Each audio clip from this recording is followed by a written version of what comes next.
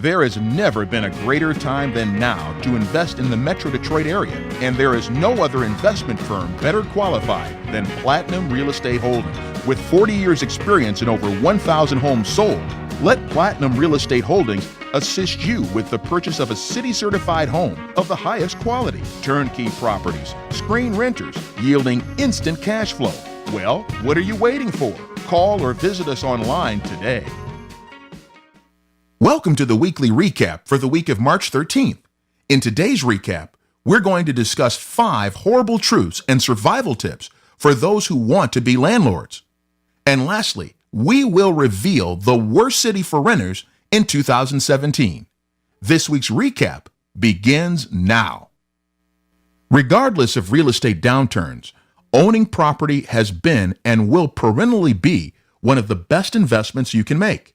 So before you dive into the world of property management, consider these pitfalls. The following are 5 horrible truths and survival tips for landlords to be, according to Forbes contributor Carrie Zane. The first and biggest truth about income property is your out-of-pocket expense only begins with the down payment.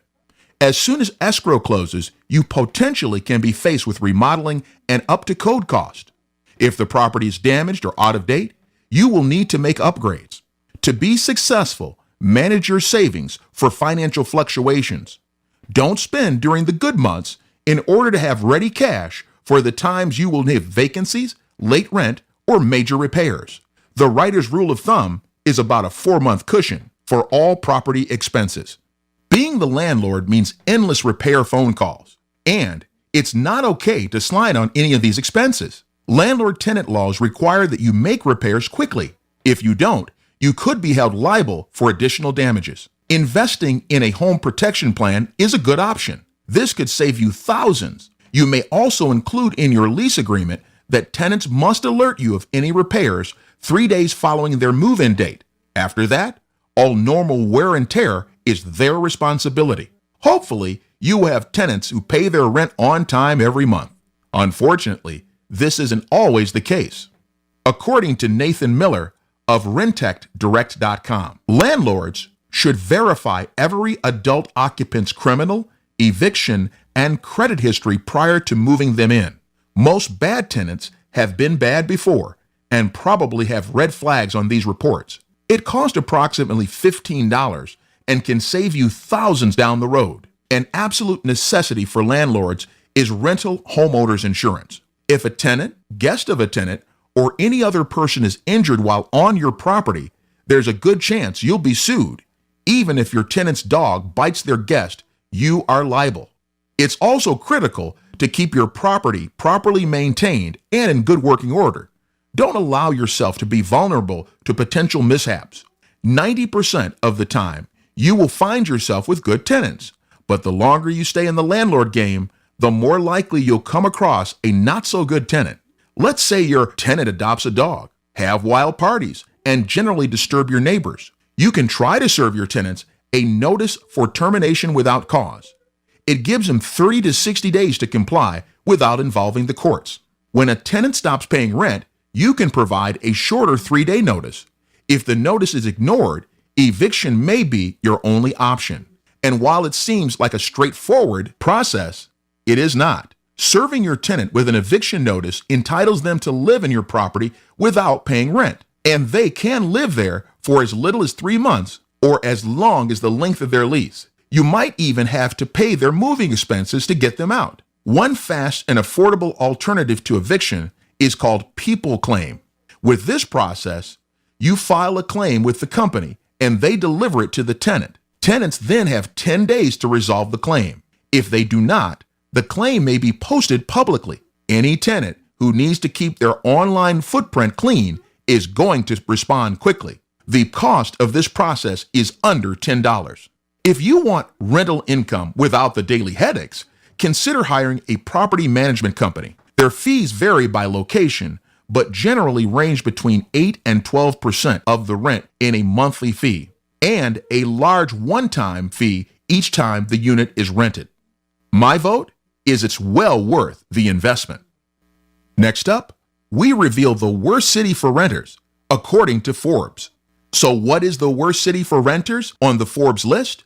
Miami tops the 2017 list for the worst city for renters due to the extremely low vacancy rates and some of the worst rental affordability stats in the country.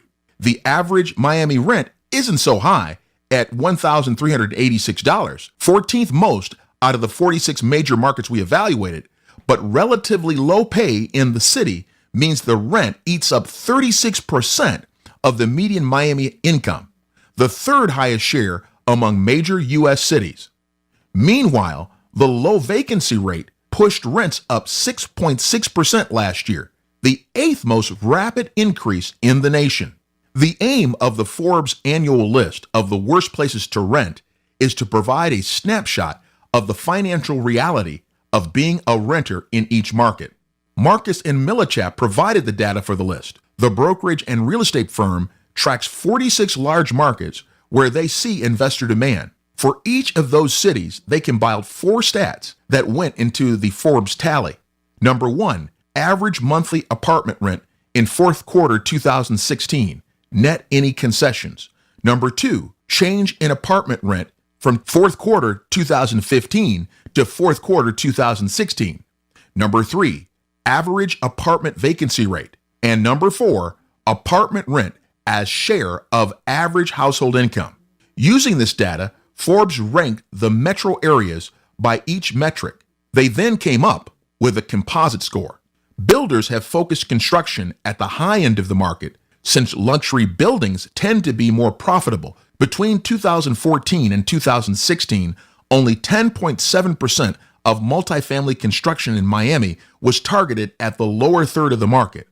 That's compared with 69.4% at the high end, according to an analysis by Zillow last year. The luxury supply won't do much for the average Joe, though.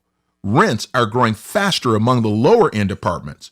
Since home values bottomed in December 2011, rents have mounted 12.7% overall and 19.3% in Miami, according to Zillow.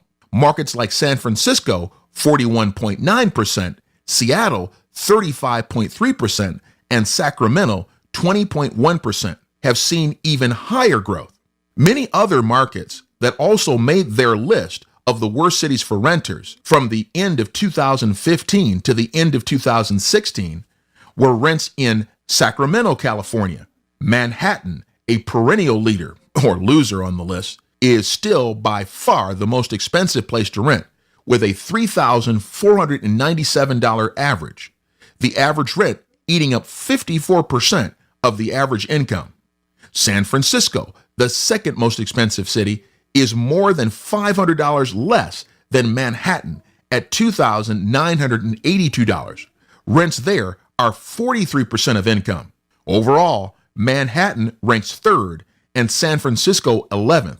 These coastal hotspots missed repeating their positions last year at the very top of the list, thanks to slow to declining rent growth. For more context on all 46 cities, check out the Forbes full list at Forbes.com. Well, that's this week's recap. Did you find this recap helpful? Let us know in the comments below. Thank you for listening and have a great day.